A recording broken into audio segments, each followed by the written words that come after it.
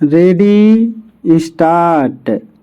न्यायिक सक्रियता अच्छी बात है, लेकिन जब वह अति सक्रियता में बदल जाए और इस क्रम में संविधान की अनदेखी कर अपनी सीमा का अतिक्रमण करता दिखने लगे तो फिर उससे सवाल किए ही जाने चाहिए।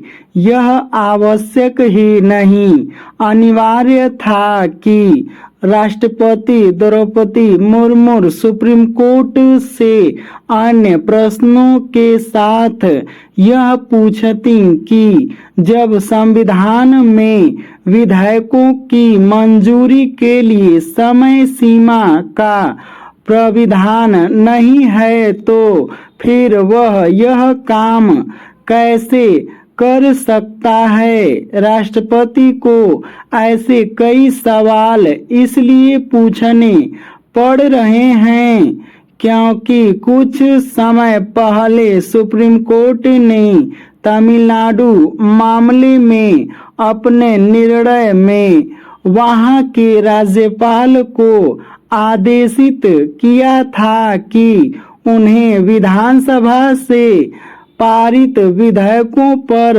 तय समय में फैसला लेना होगा।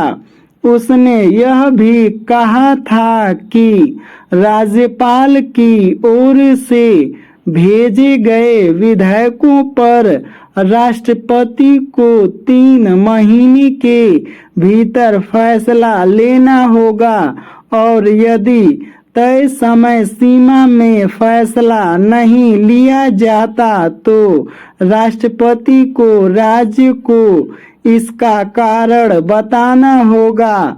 वह यहीं नहीं रुका था, उसने ऐसे किसी विषय पर राष्ट्रपति को खुद से सलाह देने को भी कह दिया था। ऐसा आदेश देकर सुप्रीम कोर्ट ने एक तरह से राज्यपाल और राष्ट्रपति की संवैधानिक शक्तियों में बदलाव कर दिया था। किसी के लिए समझना कठिन था कि ऐसा किस अधिकार से किया गया।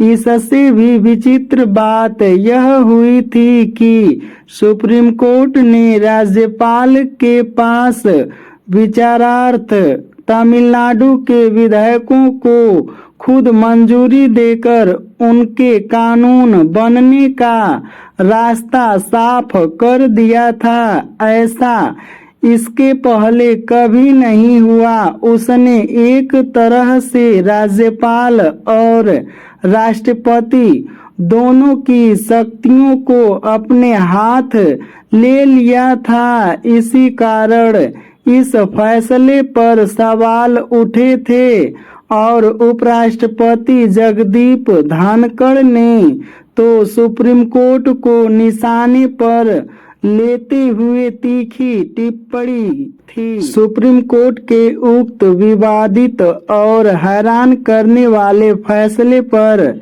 इसलिए और भी सवाल उठे थे क्योंकि वह फैसला 2 न्यायाधीशों की पीठ ने किया था, किसी संविधान पीठ ने नहीं।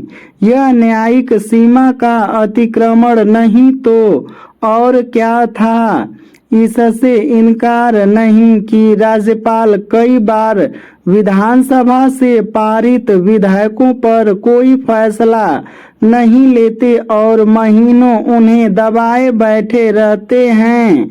इस समस्या का समाधान निकाला ही जाना चाहिए, लेकिन इसके नाम पर सुप्रीम कोर्ट ऐसा निर्णय कैसे दे सकता है जो संविधान सम्मत न हो। सुप्रीम कोर्ट को संविधान की व्याख्या का अधिकार है, लेकिन इसका यह अर्थ नहीं कि वह संविधान को नए सिरे से लिखता हुआ दिखने लगे।